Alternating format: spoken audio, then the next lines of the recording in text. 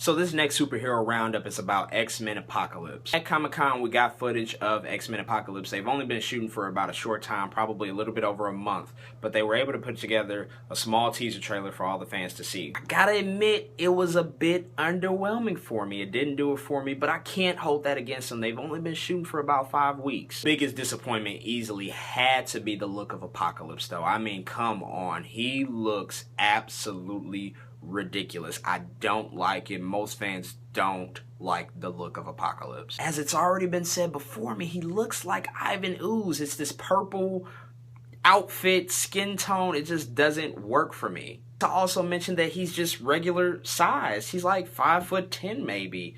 Apocalypse has typically been a giant in the comics, just a overpowering, overwhelming, mutant that is the most powerful thing. He is really Thanos dark side level of bad. So to say that his look from the trailer was disappointing is probably an understatement, as well as the Entertainment Weekly cover. It's just not working for me. However, director Bryan Singer has released some new images via his Instagram that have made me a little bit happier about the film, despite the look of Apocalypse. In the pictures, we get Singer standing in front of a huge Egyptian statue that's like at least 75, maybe 80 feet tall. And we also get a couple of more pictures of some set photos.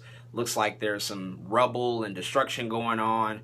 Big, tall green screens happening there. But these pictures get me a little bit excited for the film again, and I'll tell you why. The backstory behind Apocalypse is that he was born, during the ancient Egyptian times. He was the world's first mutant. Because of his superior abilities to humans, he was able to overtake the ancient Egyptian empires with, absolute ease. So to see that Bryan Singer is going to be using practical, real sets to tell this origin story of Apocalypse is surely exciting. Don't get me wrong, CGI will be a part of this movie. It has to when you're talking about X-Men.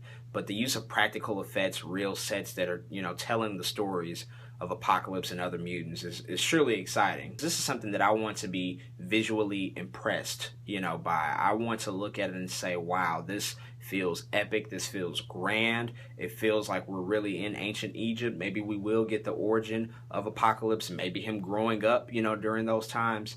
I'm sure, that they're going to be able to portray this in as authentic way as possible. X-Men Apocalypse comes out next year, May 27th, 2016. Bryan Singer has not made a bad X-Men movie. He's made 3 excellent films. This is going to be his 4th one. I have faith in him. Despite the Ivan Ooze look of Apocalypse, I have faith in Bryan Singer to deliver another incredible and spectacular X-Men movie.